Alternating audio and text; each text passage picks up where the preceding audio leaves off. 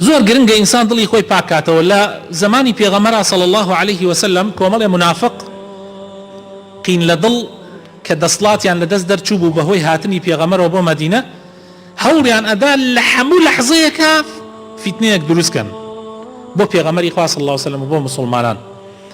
یەکێ لەو شتانەی کە کردیان بوختیان بوو بۆ عایشەی خێزانی پێغەمبەر صلی الله عليه وسلم. لە سەفەرێک لە سەفەرەکانە عایشە دەرچوو بوو بۆ دەست بە ئاوگەیاندن بۆ احتیاجەیەکی خۆی، ئیتر نەیانزانی عایشە نییە لەناو ئەو هەودەجەیە کە بۆیان کردبوو، کەوتنە ڕێ دوایەوە عایشە لەگەڵ یەکێکی ترا لە ئەسحابەکانە کە دوا کەوتبوو هاتەوە.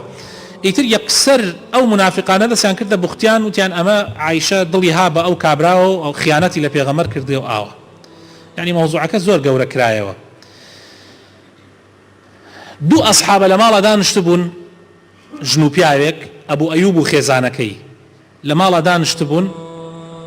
دایکی ئەیوب بە ئەبوو ئەیوبی وت، بە باوکی ئەیوبی وت، وتی ئاگات لێیەتی ئەو باس و دەنگ و باسەوە دەربارەی عایشە بڵاو کراوەتەوە لە مەدینە؟ وتی بەڵێ. وتی ئەی تو چی ئەڵێی؟ وتی من ئەو پرسیارە لە تۆ ئەەکەم، تۆ بوایی لە شوێنەکەی عایشە خیانەتت ئەکرد؟ یعنی تۆ ئەو ئیشە ئەەکەی وا دریاتە پاڵ عایشەی خێزانی پێغەمبەر صلی الله عليه وسلم، عایشەی کچی ئەبوو بەکر؟ وتی نەوە وەڵڵا. دەیوتی عایشە زۆر زۆر لە تۆ ئیماندارترە، خێزانی پێغەمبەرە، کچی ئەبوو بەکری سدیقە. ئەی چۆن ئەبێ ئێمە هەر ئەسڵەن بیریشکەینەوە کەشتیوا لە عایشە بشێتەوە؟ ئەلەوێ ئەو قسە دوو کەس کردیان لە شەوێکە لە بینی هەردگیانە ژن و پیاوێک.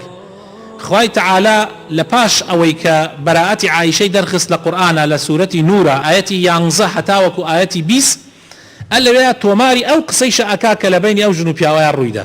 خوای تەعالا ئەو قسەی بینی ئەو دوو کەسە ژن و پیاوێک کە لەبەر خاتری خوا چونکە دڵیان پاک بوو لەبەر خاتری خوا قسەیەکیان کرد لە دڵپاکی خۆیان خوای گەورە تۆماری کردێ 1400 ساڵە لە قورئان خوێنرێتەوە.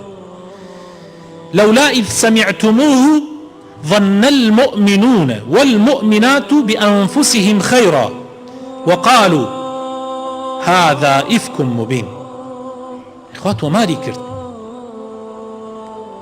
ئاوایە برا بەڕێزەکانم، دڵ ئەگەر پاک بێ هەموو شتەکان حەلە بێ. کێشەکانمان ئێمە زۆربەی لەسەر ئەوەیە دڵمان کرمنە.